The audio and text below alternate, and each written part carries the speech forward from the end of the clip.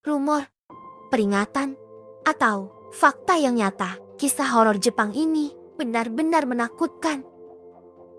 Pertama sebelumnya, kita harus pahami dahulu dan mengerti apa perbedaan hantu yang ada di Jepang. Sekilas tentang hantu Jepang, kita mulai. Pertama, yokai. Yokai adalah siluman yang berasal dari makhluk selain manusia. Kisah-kisah tentang yokai pada awalnya dibuat sebagai peringatan masyarakat untuk lebih menjaga alam. Kedua, yurei merupakan arwah orang mati tetapi masih memiliki dendam yang belum terbalaskan. Karena itu, arwahnya gentayangan. Biasanya yurei lah yang paling sering muncul di film-film horor Jepang. Contoh yurei yang terkenal adalah Sadako, Teke-Teke, dan Kuchisake Onna. Ketiga, obake, hantu yang bisa berubah wujud. Obake berasal dari kata bakeru yang merupakan kata kerja, mengambil bentuk atau menjadi sesuatu yang lain. Obake aslinya bisa menjadi manusia, hewan, atau bahkan objek apapun. Dengan ini, sebenarnya obake adalah kata yang merujuk pada penyebutan hantu. Secara umum, yokai dan yurei termasuk dalam jenis obake. Keempat, onryo. Dalam ranah cerita rakyat dan sastra Jepang, konsep onryo sering disebut sebagai roh pendendam menjadi hantu Jepang paling sangat berbahaya. Roh ini diyakini memiliki kemampuan untuk mencelakai dan berbahaya atas yang hidup. Mencari pembalasan ketidakadilan yang mereka derita selama masa hidup mereka. Dengan amarah mereka yang kuat, onryo dapat menyebabkan cedera, bahkan menyebabkan kematian. Onryo dapat menyebabkan kematian dan bahkan melepaskan bencana alam yang menghancurkan. Mereka dianggap jenis yurei yang paling ditakuti. Onryo paling terkenal di Jepang adalah Sugawara no Michizane pada periode Heian. Namun, cerita onryo berakar jauh sebelum semua itu. Onryo lebih suka membiarkan objek kebencian mereka hidup lama dari siksaannya dan penderitaan daripada langsung membunuhnya. Itu sedikit penjelasan tentang hantu-hantu yang ada. Ayo kita masuk lebih dalam lagi. Pertunjukan no hanya Oni, wanita yang sangat cemburuan. Hal itu mengubah dia menjadi Oni saat dia menjalani kehidupannya. Ini beberapa kisah dari cerita rakyat Jepang tentang iblis, hantu, dan arwah gentayangan yang tidak kamu inginkan. Apa kamu berani melanjutkannya? Peringatan terakhir dari saya.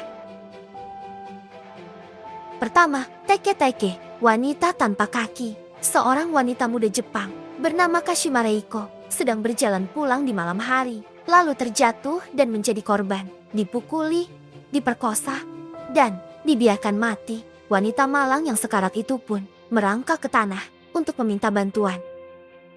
Dia sekarat, kehilangan kesadaran, terjatuh di jalur kereta api, dan tertabrak kereta, memotong perutnya hingga terbelah, hingga tubuhnya menjadi terpisah dua bagian. Sejak itu, teror Teke-Teke menghantui stasiun kereta, mencari setengah bagian tubuhnya yang hilang. Teke-Teke adalah suara yang dia buat saat merangkak sebelum dia menyerang dan memotong bagian tubuh korban yang diinginkannya. Waspadalah pada malam hari kalau kamu harus melewati lintasan kereta Teke-Teke, Teke-Teke. Kedua, Hanako-san. Hanako adalah roh penasaran yang menghantui toilet lantai 3 di sekolah. Hanako dikatakan telah tewas dalam serangan bom di Perang Dunia II. Ada rumor juga dia dibunuh secara tragis. Berhati-hatilah untuk tidak mengucapkan namanya 3 kali di toilet lantai 3 dan di bilik nomor 3. Jika Anda mengucapkannya, Anda akan dibawa ke neraka oleh Hanako-san. Ketiga, neraka Tomino, puisi yang membunuh. Untuk semua penggemar puisi, waspadalah terhadap legenda urban yang satu ini. Ada yang mengatakan, siapapun yang membaca kalimat puisi itu dengan keras akan mati dengan tragis. Ini tentang sebuah puisi buatan Yomota Inuhiko, yaitu neraka Tomino yang membangkitkan kecaman terhadap seorang anak lelaki yang melakukan tindakan kejam. Menyeramkan semua itu. Singkatnya, puisi ini pembunuh terbaik dilupakan. dan jangan diucapkan. Legenda horor Jepang yang suram yang menyebabkan gelombang bunuh diri pada 1930. Jangan pernah Anda sekali membacanya dengan lengkap dan lantang jika Anda tidak ingin melihat neraka Tomino yang mengerikan. Keempat, Kuchisake Onna, wanita bermulut robek. Legenda urban ini sangat terkenal tentang seorang wanita yang sangat cantik dari periode Edo yang menjadi korban suaminya yang pencemburu ketika dia mencurigai istrinya tidak setia padanya. Seorang samurai memutuskan untuk merobek mulut istrinya sebagai balas dendam. Sambil memutilasi istrinya, dia berteriak padanya, tidak ada yang akan menganggapmu lagi, dan kemudian membunuhnya. Setelah kematiannya, arwah gentayangan wanita itu berubah menjadi onryo atau roh pendendam. Didorong oleh kemarahan, dia tidak ragu untuk membunuh siapapun. Dikatakan juga bahwa dia berkeliaran di hutan pada malam hari. Wajahnya selalu disembunyikan di balik topeng. Terus selalu bertanya kepada orang yang lewat dekatnya, apakah saya cantik? Jika jawabannya ya, dia akan melepas topengnya dan menunjukkan mukanya yang rusak menyeramkan. Tidak peduli jawabanmu apa, dia akan memotong mulutmu. Namun, Anda masih bisa melarikan diri dengan menanyakan pertanyaan kepadanya untuk mengulur waktu kematian Anda. Kelima, Akamanto, atau dikenal juga sebagai jubah merah, adalah legenda tentang hantu gentayangan yang menghantui toilet umum.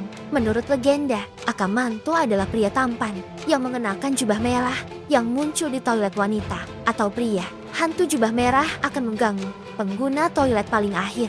Dia akan bertanya kepada Anda yang menggunakan kamar kecil, apakah ingin kertas merah atau kertas biru? Jika Anda memilih kertas merah, Akamanto akan membungkus Anda dengan jubah merahnya dan memotong-motong tubuh Anda. Jika Anda memilih kertas biru, Anda akan mati lemas sampai wajah membiru. Beberapa versi legenda menunjukkan bahwa ia mungkin menawarkan warna kertas lain atau bahkan jubah emas. Tetapi apapun yang dipilih Anda, hantu jubah merah akan tetap mengakhiri hidup Anda dengan kematian. Asal-usul legenda hantu Akamanto tidak jelas, tetapi diyakini telah dipopulerkan pada tahun 1930 sampai 1940. Beberapa versi legenda menunjukkan bahwa Akamanto adalah roh pendendam yang dibunuh oleh penduduk desa. Sementara yang lain mengatakan bahwa ia adalah seorang samurai atau seorang prajurit yang bunuh diri. Legenda Akamanto telah menjadi bagian populer dari cerita rakyat Jepang dan telah menjadi subjek banyak film horor, manga, dan anime. Ini sering digunakan sebagai kisah peringatan untuk memperingatkan orang agar tidak berbicara dengan orang asing. Legenda itu mungkin berasal sebagai peringatan tentang penyakit menular, karena Akamanto kadang-kadang digambarkan mengenakan topeng untuk menyembunyikan wajahnya. Keenam, Hachishakusa adalah legenda tentang hantu Jepang wanita yang sangat tinggi, yang suka memangsa anak-anak. Menurut legenda, Hachishakusa muncul sebagai wanita cantik dengan rambut hitam panjang, mengenakan kimono putih. Legenda menyatakan bahwa Hachishaku-sama muncul di daerah pedesaan, sering di dekat hutan atau pegunungan, dan menargetkan anak-anak yang bermain sendirian. Dia menggunakan tinggi badannya untuk memikat anak kecil menjauh dari rumah mereka, dan lengannya yang panjang untuk menarik anak kecil dengan cepat dan membawanya pergi ke alamnya. Begitu dia mengambil seorang anak, Hachishaku-sama akan menyiksa dan menakuti mereka selama beberapa hari sebelum akhirnya membunuh mereka. Beberapa versi legenda mengatakan bahwa ia mungkin pernah kehilangan anak saat mati dan menjadi seperti itu. Omamori, jimat kuno yang ditulis dengan karakter Jepang untuk perlindungan, dan sejarah singkat Omamori. Gagasan jimat sudah ada di Jepang dari zaman dulu. Jimat kuno yang berubah kemudian menjadi bentuk Omamori. Di era Heian, Omamori diberikan oleh Hotoke atau kami Dewa Shinto. Meskipun dikatakan bahwa kebanyakan orang Jepang tidak terlalu religius, banyak dari mereka masih memiliki Omamori. Bahkan, mereka sering mendapatkan Omamori pada hari Tahun Baru, ketika mereka melakukan kunjungan pertama ke kuil, atau ketika mereka merasa memiliki sesuatu yang tidak terkendali, seperti gangguan hantu dan masalah lainnya, sehingga mereka membutuhkan bantuan dari Hotoke dan kami yaitu dewa. Ketertarikan kita pada hal-hal gaib tidak selalu berakar pada pertanyaan mendalam tentang hidup dan mati, kata Jerry Hogo. Profesor Emeritus Bahasa Inggris yang terhormat di Universitas Hogel, otoritas internasional pada sastra gotik, mengatakan kadang-kadang menyenangkan untuk takut. Inilah sebabnya manusia menyukai cerita hantu dan film horor ketika kita takut. Tetapi sebenarnya tingkat endorfin kita meningkat. Kakak perempuan muntah darah, adik perempuan menghirup api, sementara Tomino kecil yang manis hanya meludahkan perhiasan. Sendirian, Tomino jatuh ke neraka kegelapan total, bahkan tanpa bunga. Dikutip dari Puisi Neraka Tomino.